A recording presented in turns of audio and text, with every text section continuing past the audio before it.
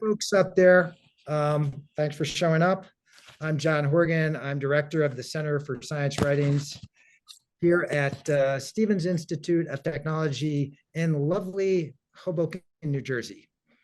So being director of the Center for Science Writings just means that I organize talks by people who've written books on science that I think are really interesting and that people should want to know about. And Robert Sapolsky is today's speaker, and I feel very, very fortunate that we've gotten him here today. So Sapolsky is a science journalist nightmare, actually. He's a great scientist and a great writer. If all scientists could write as well as Robert Sapolsky, basically science journalists like myself would be out of jobs. So fortunately, not all scientists are very good writers, but Sapolsky is. I love Sapolsky's book, Determined. Here it is. This isn't the real hardcover version. These are page proofs that I got, I think maybe 2 months ago. I love the book, even though it challenges my faith in free will, which is very deep-seated. Sapolsky gives us an up-to-date report on the biological roots of our behavior, plus a bold, profound argument about what it means to be human. You'll learn about neuroscience, genetics, psychology, social science, even chaos theory and quantum mechanics. Determined is funny, angry, compassionate, and always fascinating. The book kept forcing me really to re-examine my own views. Sapolsky doesn't think anyone deserves praise for what they do, especially not white male Stanford professors. But I still want to say, great job, Robert, and thanks so much again for being here. So instead of Sapolsky giving a lecture today, I'm just going to ask him a few questions, and then after we talk for a while, he'll take questions from the audience, which you can submit by chat. Okay, so here's my first question. Robert, what compelled you to write this book, Determined? Well, I kind of decided there was no free will at all when I was 14. In the middle of one rather tumultuous night. So I've been kind of thinking this way forever. I wrote this book about 5 years ago called Behave, what's its subtitle? Behave, the Biology of Humans at Their Best and Worst, which is like this mammoth, agonizingly long thing of going through all the scientific influences on behavior. And it seemed totally self-evident to me that by the time you got to the end of this, if one did, that it's obvious we are nothing more or less than like the sum of our biology, over which we had no control, and its interaction with environment, over which we had no control.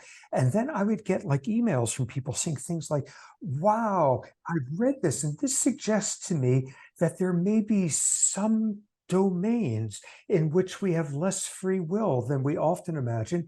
And I'm sort of like, whoa, I was trying to keep that like between the lines. I guess I need to write a book now that's like totally explicit about it. So then I spent the last 5 years writing this one, and most of it fretting instead of actually writing. Can you, I think for a conversation like this, we have to have a working definition of free will. So how do you define free will? What is it that we don't have?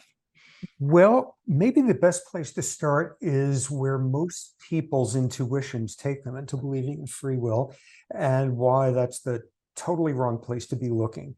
And it's all built around the fact that when we make a decision, guilty or innocent, Coke or Pepsi, vanilla or strawberry, we feel so in the moment and so full of conscious agency that it's inconceivable to us that we did not choose that intent.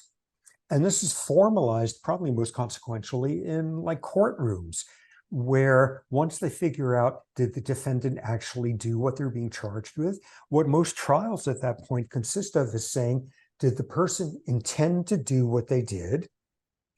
Did they understand what the consequences were likely to be? And did they know that they could have done something else? And if the answers to those are yes, that's it. Culpability, responsibility. The person shows they are responsible for their intent and punish accordingly.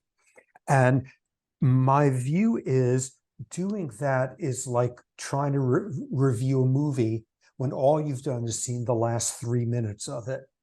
Because hooray, the person intended to do that and they knew they didn't have to, and there were alternatives. Where did that intent come from? And what the answer is to that is from the neurobiology of a second ago and the endocrinology of this morning and the last year's worth of traumas or wonderful changes in life and adolescence and childhood and fetal life and genes and culture and ecological influences and culture and evolution.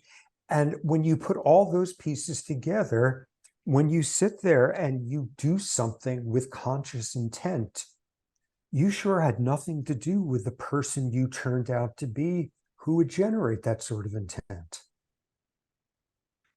Okay, let me ask you this. First of all, I'll just give you my working definition of free will. It's very simple and, to my mind, commonsensical.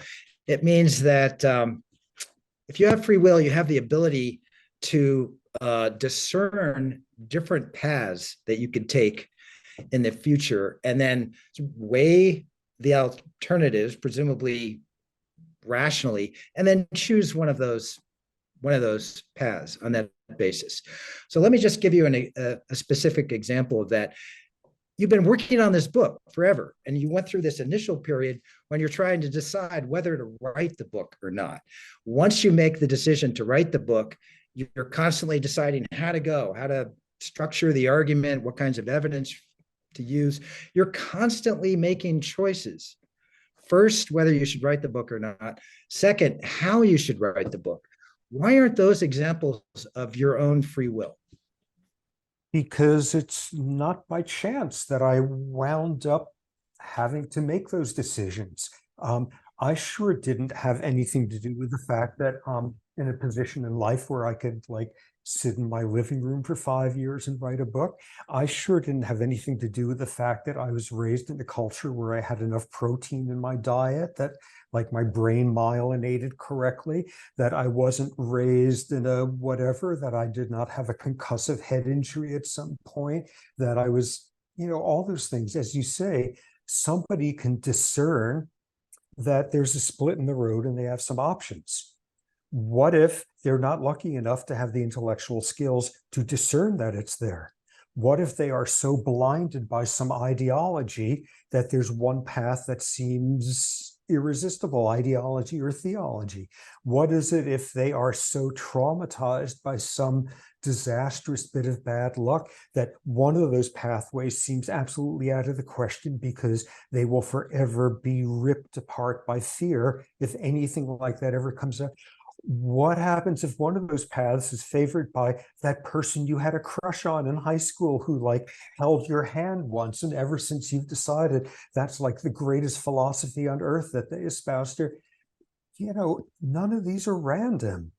None of these had anything to do with what brought us to this moment. But if you had changed your mind about writing your book because of some argument that you read, somebody sends you a philosophical treatise defending free will, and you are blown away by it, and you go, oh my God, I've been wrong all these years. You change your mind because of this rational argument that you decide is basically correct. Isn't that an example of a choice made through free will? No, because I will not have changed my mind. I will have been changed by the circumstances that brought me to that moment. Number one, changed by the fact that that person wrote that article. Number two, that I turned out to be the sort of person who would read something that might disagree with me. Number three, that I didn't have a whole childish meltdown at that point or an ideological crisis and refused to pay any attention to it. Number four, because some part of my self-definition is built on this pretentious sense of accomplishment that I'm able to say I'm wrong about things. All of that. I did not change. I just happened to be in that position where this stimulus, this article came to me, and circumstances made me the sort of person where I was changed by that. And what we've mostly learned about like the Trumpian era is that there's this whole phenomenon that if you are given information to read that strongly disagrees, in fact, challenges, in fact, disproves the nonsense you believe in ideologically, like a large percentage of people will believe in the nonsense even more. So I didn't turn out to be that sort of person, that the more you show me that an election wasn't stolen, the more certain I am that an election was stolen. Like, it's not by chance also that the people who wound up that way, there was a great paper in PNAS about a year ago looking at people who were election deniers of that sort, and looking at, there's this standard index of childhood traumas called the Adverse Childhood Experience Scale. You can have from 0 to 10, and 0 if you're totally lucky, and up to 10, were you psychologically abused? Were you physically abused? Were you sexually abused? Were you in a household with substance abuse problems? Did somebody have a gun in your house, et cetera, et cetera? And you get a score, and it turns out the higher the score somebody has from how awful and damn unlucky their childhood was, the more likely they were to think the election was stolen. Like, that doesn't come from nowhere. Right.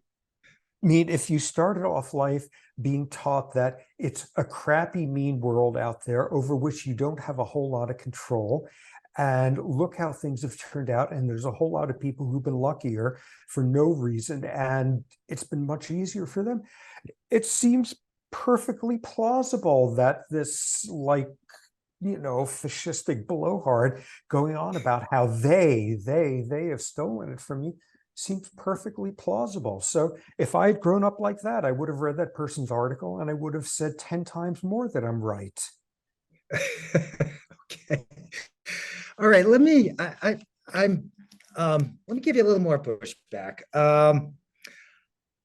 It seems to me that what you've demonstrated with your book and with what you just said now is that we're not as rational as we think we are, that there are all these influences on our decisions, some of which we're aware of and some we're completely ignorant of, but there's a continuum.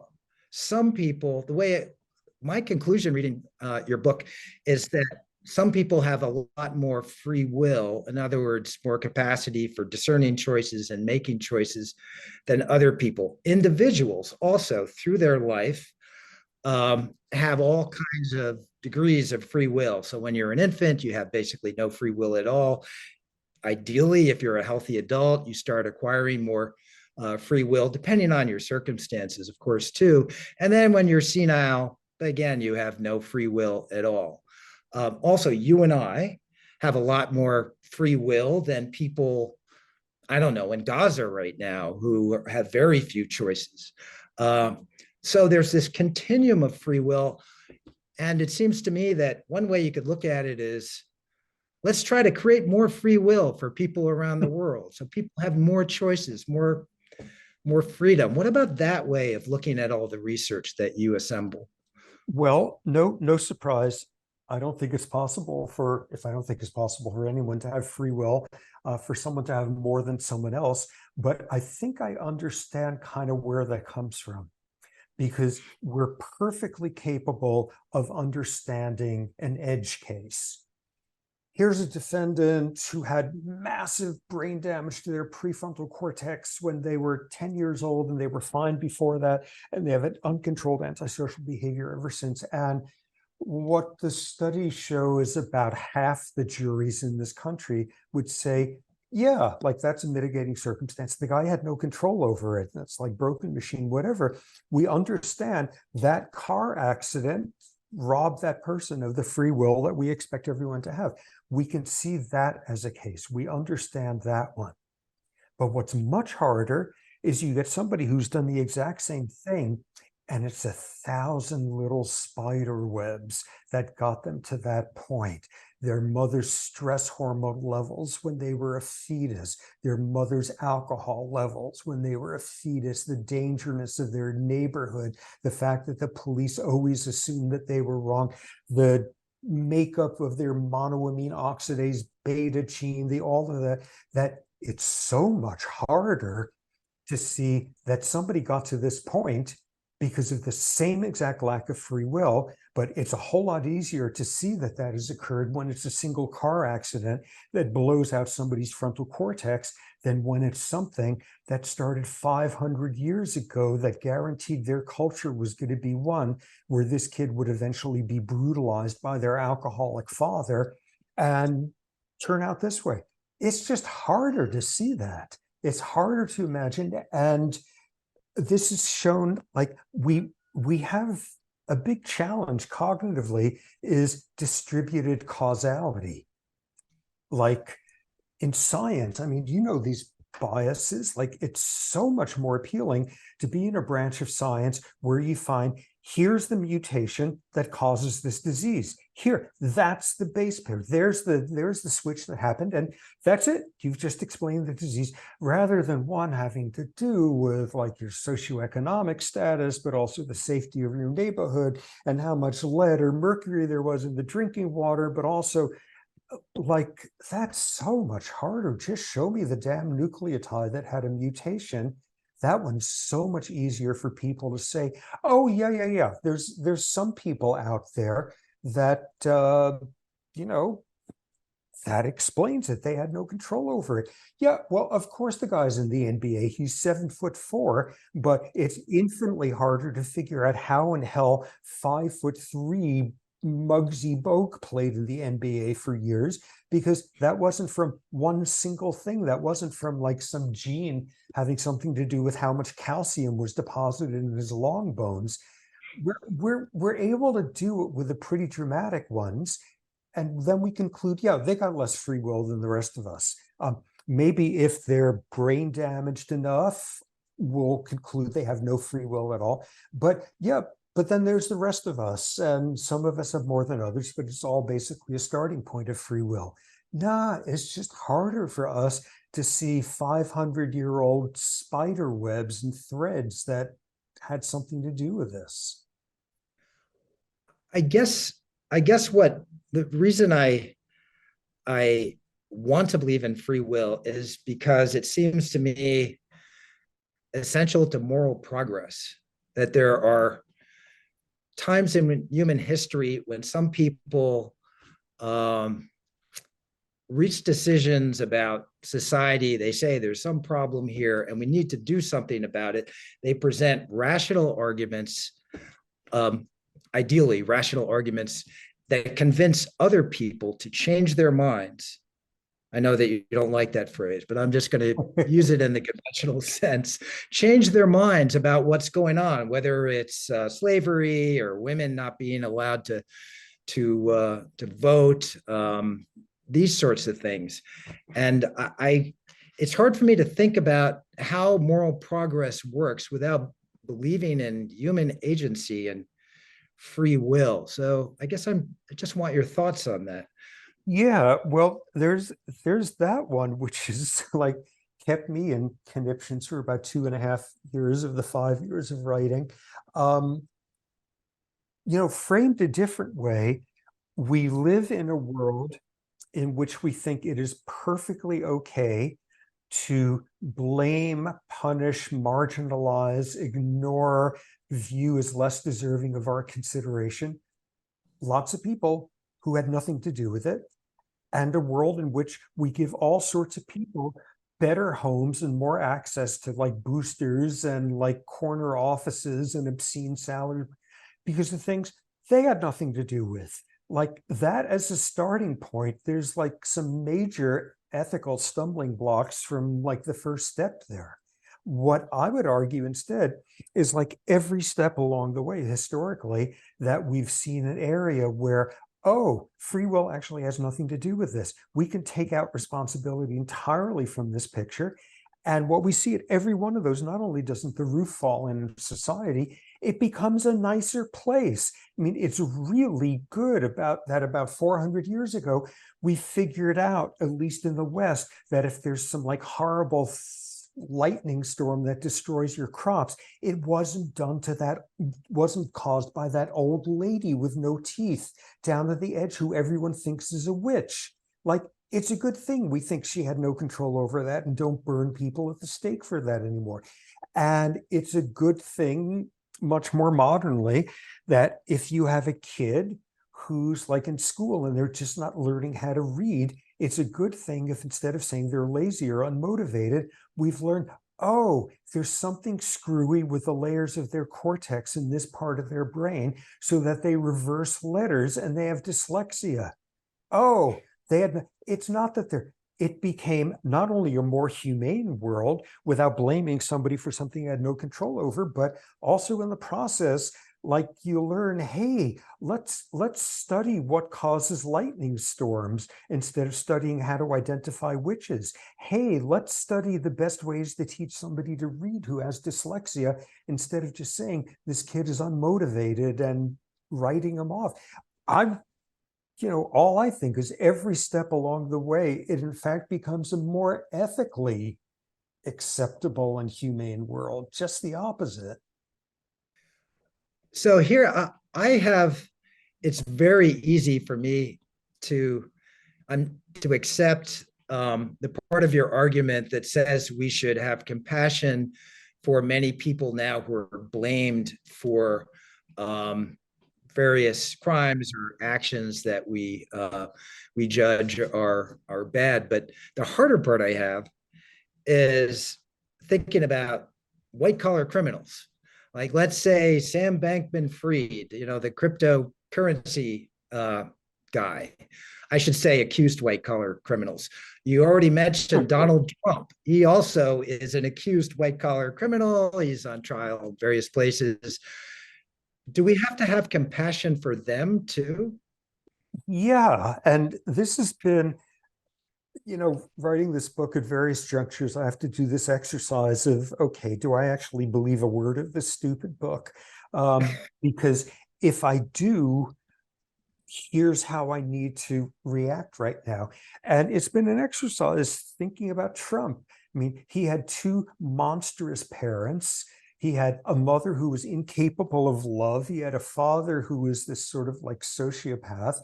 Trump has spent his entire life knowing that every single person who's ever said they love him did so because they got a lot of money from him. And his hair fell out. Like, no wonder. And he's got a Queen's accent in a city where if you're from the Manhattan, the upper crust, people from the outer boroughs are basically peasants, and he's never been able to overcome that. No wonder he thinks that like people in West Virginia who are out of work in the coal mines there have been screwed over. He's been screwed over by people with like limousine liberals in Manhattan his whole life. Yeah, like it takes more work. It's a lot easier to like feel sorry for like people who are, demonstrably underdogs, but he didn't wind up that way either, and neither did Putin, and neither did, whichever like bloated robber baron who's dumping pollutants into some small town's drinking water from his factory. Yeah, nobody winds up the way they are without it being the outcome of everything that came before. So I know some people might think now that you're talking about some kind of radical compassion where nobody is ever punished. I wonder if you could just talk about how the justice system would work. Like, let's say everybody reads your book and everybody agrees with you and says, yes, there's no free will. What can we do? How do we change our moral systems, and how, more importantly, do we change our criminal justice system? What's your idea for dealing with people who do bad things? Well, the starting point in terms of sort of my, I don't know, sort of trying to finesse this issue with some nuance is the entire criminal justice system makes no sense whatsoever and is intellectually and morally bankrupt because it's predicated on punishing people for things they had no control over, just as the meritocracy is predicated on rewarding people, all of that. All you have to do is look at the fact that, at some time in the past, 800 years ago, if some farmer passed out on a hot day in his field in like France or whatever, and his pigs came and ate him, which is apparently what pigs will do in some of those circumstances, they would then be brought to trial and hung for having been murderous or whatever. In 1912, there was some elephant who had gored his abusive trainer and who was brought to trial in Coney Island. And Thomas Edison was brought in to try out one of his electric gizmo things to electrocute the elephant as its punishment for having been a murderer. And you could find an old YouTube of this where it's hard. And at some point we figured out, no, that's number one, not what you do with elephants who've been so abused that they've become like dangerous. And number two, you figure out how to keep elephants from being abused in the first place, blah, blah, blah. You use a public health model, which is you figure out what is it that's dangerous about this person and make sure they can't damage anybody else with it.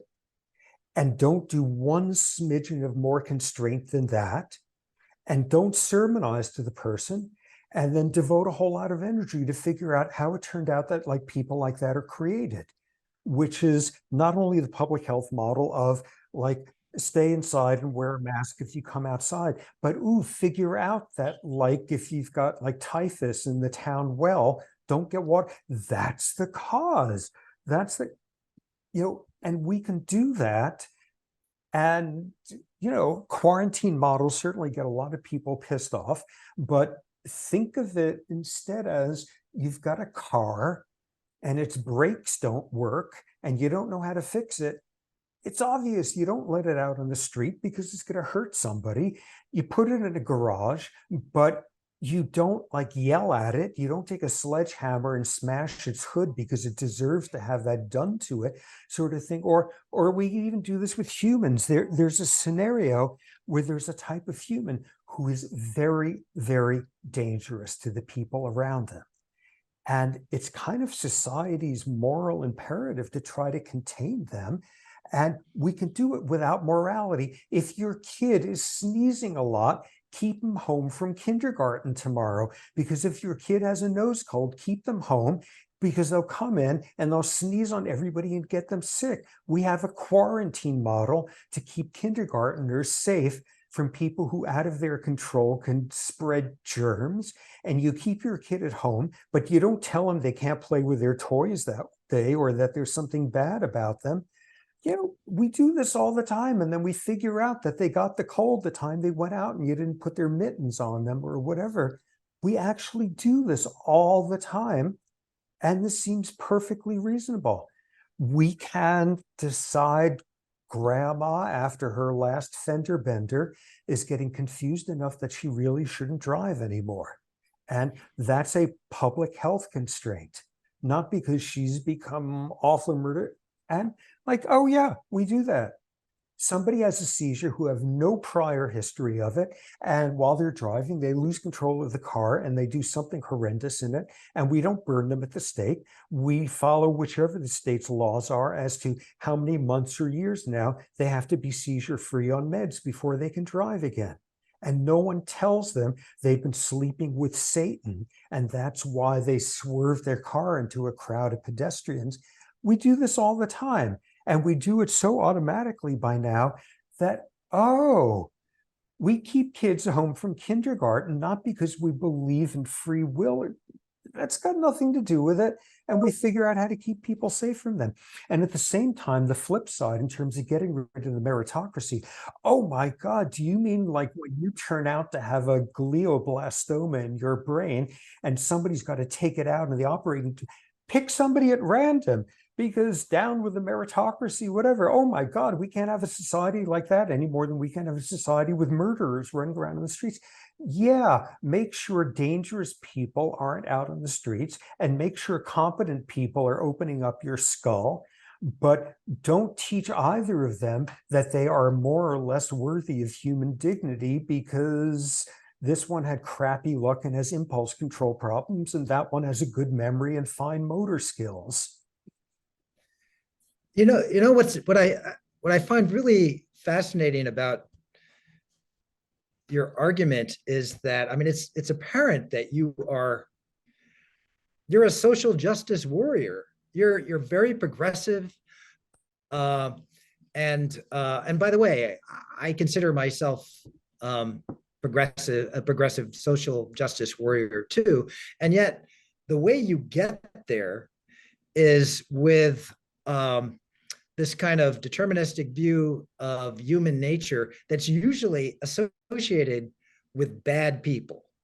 So, like social Darwinists and eugenicists and Nazis, and there are people today still who are citing biology, genetics, and brain chemistry and things like that to justify any racial and gender inequality. You must know some of these people and know who they are. So how is it that you took some of the same science and ended up in such a different place than some of the people who've looked at this same science in the past? Well, a lot of them took bad science, just for starters. Pure blood of Aryan descent is not really scientifically solid, nor is the notion that you could like squeeze somebody's head and figure out if they're going to be a criminal. So a lot of it was just bad science, but so much of it seems self-evident. I mean, just to give you an example, by age 5, back to kindergarten, by age 5, you take kids and you do functional MRIs on them, and you give them some certain cognitive, emotional regulation tasks, and you see that by age 5, the socioeconomic status of the family you were born into is a predictor of your resting stress hormone levels. Pick a poor family, and yours are going to be elevated on the average. That if you picked a poor family to be born into, already your frontal cortex's development will be lagging behind everybody else's and thinned out, and you'll have more trouble with impulse control. And it's like, just to get jargony, like, are you shitting me? Like, why aren't people out at the barricades over this by age 5? And a paper published last year, some group has gotten good enough that they could do fetal MRIs, and a mother's socioeconomic status is already one of the significant predictors of brain volume in a third trimester fetus. And like, we say this is a just world, like, it just seems to me it's just self-evident. Like, the fact that, like, I look at my totally great, smart, socially concerned Stanford students, and I go across the tracks into East Palo Alto and go to the county jail, where I've actually like gone in and taught some people there about how the brain works. And you say, okay, well, look at somebody in one of these places and the other. One of them, their parents gave them clarinet lessons starting when they were 8 years old and hugged them like crazy. Which one do you think it's going to turn out to be?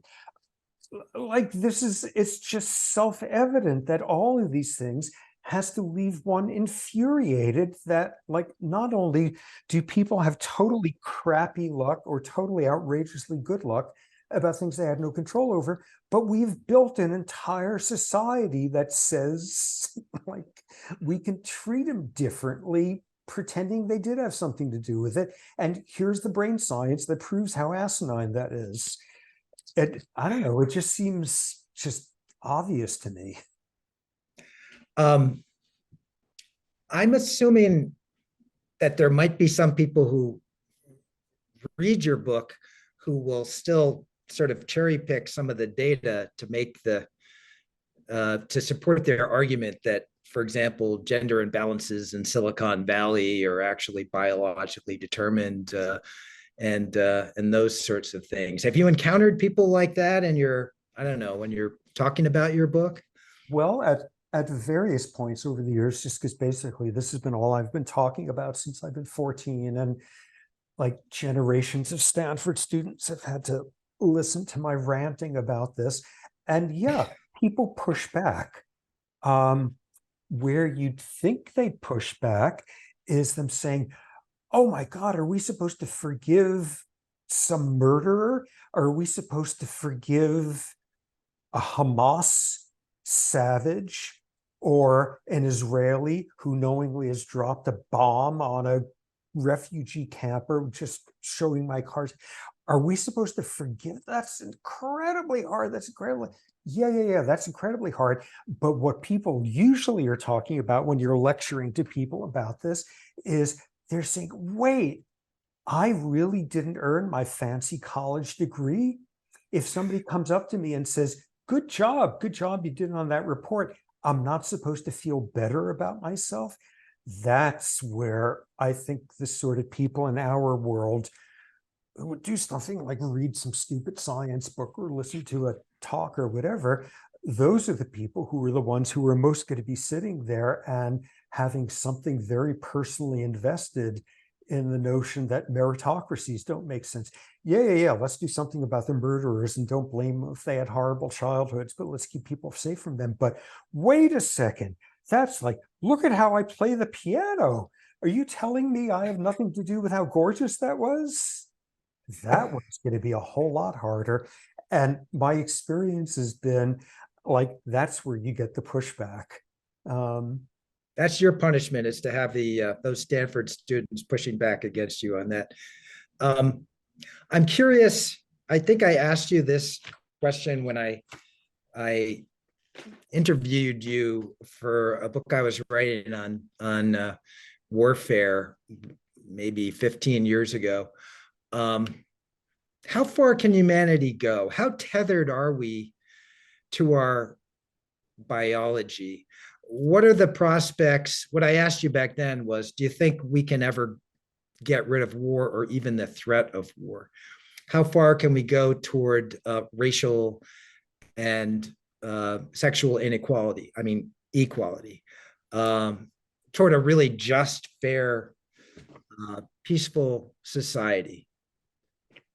You know, I'm by temperament the most pessimistic person on earth. So against all of my instincts and principles and all of that, there's actually like a lot of room for optimism. Like, we get along perfectly well with nations and nation states where 75 years ago we were savagely indifferent to their humanity and they were indifferent to ours. Sweden spent the 18th century being the most militaristic sons of bitches in all of Europe. And around 1815, they turned out how to turn into the Swedes, and they haven't had a war since. All these things, you look at hunter-gatherers, and this is a huge controversial issue among sort of what are called peace anthropologists. How long ago did humans invent warfare? And one school of thought is we invented it long before we even became humans. It's deep in our lineage. And the other view is we invented it around the time that people invented agriculture and surplus and uneven distribution of surplus. And I happen to be part of that school. And you look at like the careful ethnographic studies on all the hunter-gatherers out there. And what you see is some guy is willing to kill some other guy at the same exact rate as somebody in the middle of Chicago if he thinks that guy has been sleeping with his wife. The rates of that sort of interpersonal violence are exactly the same. The incidence of a bunch of people organizing themselves together, deciding to leave the crops to be picked by somebody else for a while, and marching off and try to slaughter a whole bunch of people whose faces they don't even know and who merely differ by ideology or whatever. Like, organized warfare like that did not occur until people invented agriculture. Like, that was one of our all-time stupid moves in terms of like, and then driving the hunter-gatherers into all the crappy ecosystems on this planet where they barely hold on. Yeah, we we did it back when, and it's possible to understand something about it, or maybe stated in a way that's closer to home. I mean, you and I are both progressives, and I bet there's all sorts of issues we're upset about, and like we're reasonable and we value reflection, and we probably both listen to NPR, and we're those sorts of people, and like that sort of thing. And knowing nonetheless, if it was 300 years ago, you and I being with the same brain that we started with, et cetera, and the same capacity for empathy and all of that, we would have thought it's self-evident that some people are simply made for slavery. They're so incapable of taking care of themselves that this, in fact, is an act of charity to enslave them and make sure they have a place to stay. And it would have seemed totally logical to us.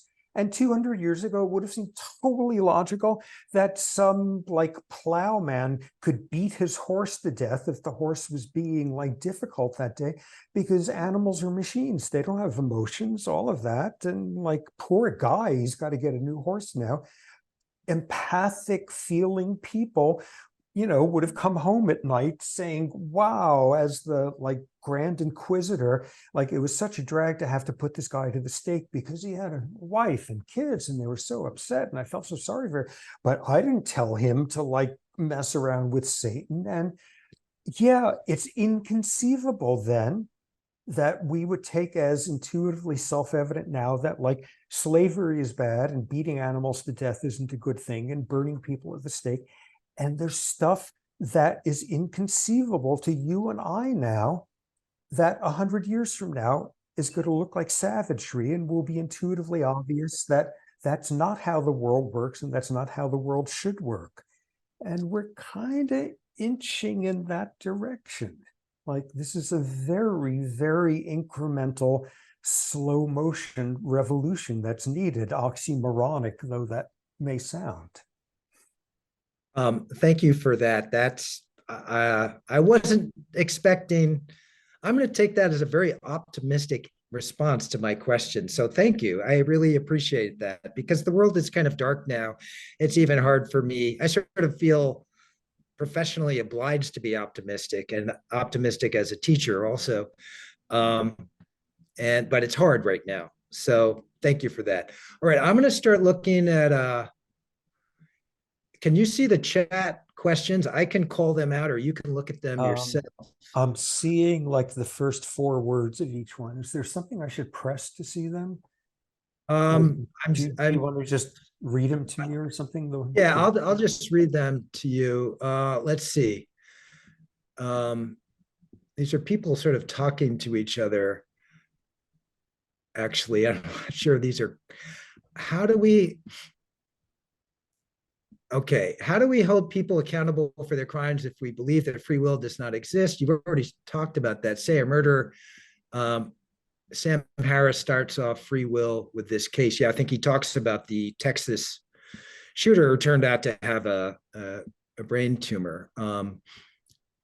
I think, okay, here's one. It seems Sapolsky is alluding to a straw man and dualistic definition of free will, in which there is the body, brain, and a ghost-like entity that makes libertarian free choices, but few likely believe that.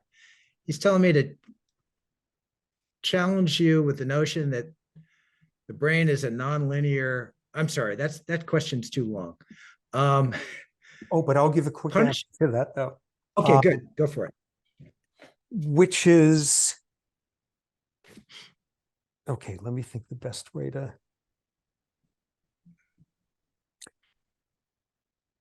When you look at like contemporary compatibilist philosophers, and even contemporary compatibilist neuroscientists who say, yeah, the world is made of molecules and cells and stuff like that, but somehow there's still room for free will. If you very, very carefully go through the models that they present, okay, here's where I sound really sarcastic and snarky, but like essentially that entire literature, every paper you read on it could be reduced to 3 sentences. Sentence number one, wow, neuroscience has been finding out all sorts of cool stuff. Sentence number two, some of that has to do with like our very sense of agency and us as captains of our own fate and free will, and challenges our very notions of human responsibility. Sentence number three, nah, not really. And that's the paper. Because when you look closely, it's always asking neurons to do something that neurons can't do, or complex systems to do things they can't do, or always confusing indeterminacy with unpredictability, and there's always a point in there where that comes in. And when you look closely, the person is saying, no, I'm not saying there's free will because of magic. I'm saying that there's free will because of magical reasons. And like when you look close. Okay, so that would be my answer to that. Okay. All right. So here's a question from Joelle. So the solution is to have a command and control society that controls people's lives. How can you guarantee that such a government authority does not overstep their authority? How can you guarantee that you don't end up with government deciding that grandma is too expensive for society, hence harmful to society? Maybe grandma needs to be put out to pasture for the safety of everyone. Yeah. So I guess the question is, could your worldview lead to an authoritarian form of government? Well, hopefully not, in part because we would not only understand how some people wound up being nightmare authoritarians, but understand like something about like what might rein that in. But on a more basic level, philosopher neuroscientist Josh Green at Harvard has done this wonderful analysis. He sort of likes utilitarian thinking. And utilitarian thinking is just outlined, which say, oh my God, grandma's demented. She's not good for anything. She's just using up calories, like turn her into dog food or something. And because that's the greatest good for the greatest number of people. And he says that's why people get apoplexy over utilitarianism, because it's a shallow sort of utilitarianism that would say that. And he says what you have to do instead is have a deep utilitarianism, where you say, okay, we're in a society that just decided that severely demented people can be euthanized and used for something that benefits society. What are we going to decide next? And what are we going to decide next? And after that, because every bit of utilitarian logic that leads you to a nightmare is always a slippery slope. If all you do is say, oh, what are the outcomes of this going to be? Grandma's going to be chopped up into dog food. That seems horrible, even though that's for the best of society. If you say, what kind of world are we going to have in the long run? You're going to come to the point where it's not okay to chop up grandma into dog food. You're going to realize that aggregate, under the curve, cumulative good and bad, it's going to come out that that's going to be a societal harm by the time we're over with, because at some point they're going to be coming for you. You just have to have a deeper sense of utilitarianism. What's going to happen next if we decide this is okay in society? And that's why it's not going to be okay to have any sort of fascists telling us that that outgroup is responsible for all our problems and the world is going to be so much better when we get rid of them, because in the long run, they're, if not going to come for you, they're going to come for a whole lot of other people. So I'm glad that you stood up for not chopping up grandma. Okay, I'm going to go back to what you just said. Those free will defenders who are talking about how cool neuroscience is, and then they say they still believe in free will. I think I might be one of those people. I am most of the time also. Okay, well, so, and here's the reason why. I've been writing about science for a long time, and I've seen some of this science sort of evolve and come and go. Behavioral genetics, as you know, went through a period in the late 80s and 90s when genes for this and that were being discovered practically every day. Almost all of that research turned out to be really flawed. We don't really believe in genes for gay sexuality or for schizophrenia or for a high intelligence and these sorts of things. The other science that I think is relevant here is the science of consciousness, which you probably know is just in complete disarray. I mean, quantum theories of consciousness, they're very serious people who are talking about panpsychism, consciousness pervading the entire universe, this kind of thing. So, what that tells me is just that the science of the mind in general is so incomplete that human behavior, consciousness, free will, these things are all still so mysterious to us that there's plenty of room to believe in free will if you want to. Yeah. And it's fueled by two bits of sort of emotional propane there. The first one being that we're capable of doing all sorts of distortive cognitive things to feel really, really, really responsible for the things about us that turned out good, and to have situational explanations for the things that didn't. Oh, it's because they had it in for me, or I was stressed that day, or not feeling well, or people, they took one look at me, or whatever it is. We first have that bias that goes in there. And the second sort of enormous emotional bias in there, it is very, very upsetting and unsettling to be a biological machine that could understand that you're a biological machine. That's pretty damn discombobulating. And what to do with that at that point? And if it makes you sort of say, okay, be nicer to this person. I know why I'm in a crappy mood right now, and they had nothing to do with it, or they had nothing to do with the fact that they're totally irritating. If that's what you do with the insight, that's a good thing. If you get completely paralyzed with, what does it mean that I know my feelings aren't real, but they feel as if they feel real, and they feel as if they feel as if they feel real, and all that. Yeah, this is like really messy stuff to try to pull your feet out of when they're stuck in there, and have our sense of purpose and meaning and all of that intact afterward. There's a question here about an issue that you address in your book. What about the victims of criminals? What about their rights? How, under the criminal justice system that you envision, how would victims' rights be handled? Horrible, horrible luck in their life has brought them to that point of victimhood. Horrible, horrible luck in somebody else's life has brought them to the point of victimizing. And they are both very, very, very deserving of a society that wants to take care of them at that point. And neither any more than the other, and neither any less than a Nobel Peace Prize winner, because none of them had to do with how they turned out this way. Okay, I'm still looking for more. It's funny, people in chat are really, they seem to be arguing with each other, which I think is really a testament to how provocative your ideas are. Let's see. If someone's socioeconomic standing changes over time, then do their vital signs change? I guess this is a question about the degree to which our biology can really change as a result of changing circumstances.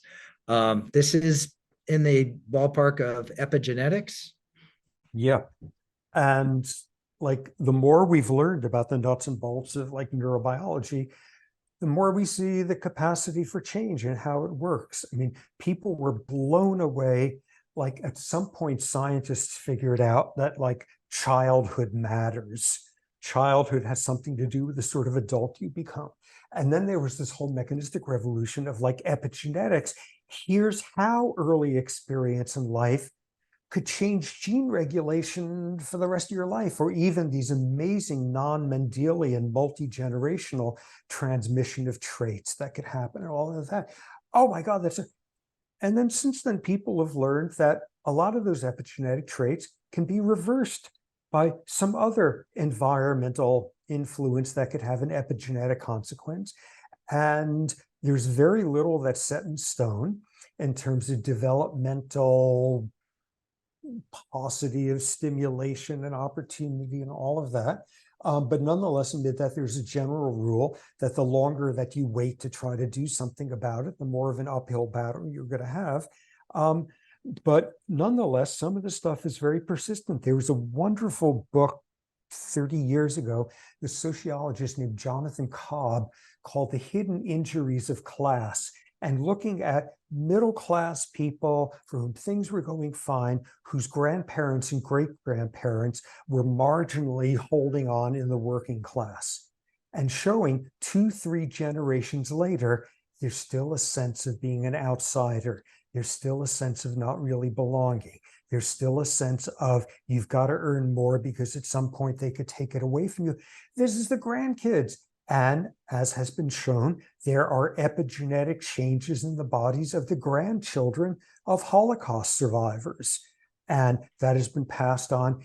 Yeah, you've got seemingly this paradoxical thing that you could change a huge amount of what we regard as bad outcomes if you really, really devote a lot of resources to it, blah, blah, blah, etc.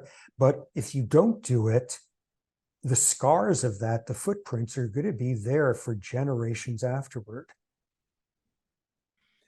All right. I've got one big question, and this might be our last. I'm having a hard time of scrolling through the questions submitted by chat. So I'm a teacher as well, and I am worried that my students already feel powerless, that they look at the world, they're really worried about the state of the world now. They see climate change, they see these wars erupting here and there. Wars look like they could get bigger. There's social inequality, all these things. My sense is that they feel that they are being pushed around by forces beyond their control. And I worry that your argument will make them feel worse about that, will make them feel even less capable of changing their lives and making the world a better place. This is something you must have thought about since you're a teacher yourself. I just wonder what your response to that is. The worst thing to do to get out of all of this is the sense that, ooh, if we have no free will, nothing can change. Things change amazingly. What understanding the mechanisms by which we don't have free will does is teach us how to bring about some of those changes. What we do in realizing the impact of like a world built on a myth of injustice is that there's that many more people out there who need you to get it together to go and help them, because we otherwise have a mindset that they wound up where they were by their own making. So that much more of an incentive. But at the end of the day, you know, when figuring out in what ways are we just like every other primate, in what ways are we totally different, we can do something in the face of learned helplessness. I mean, you could make a rat learned helpless. You could make a dog, a monkey, an ape, us. And the last 3.5 years has seen a tidal wave of anxiety and depression showing what learned helplessness could do.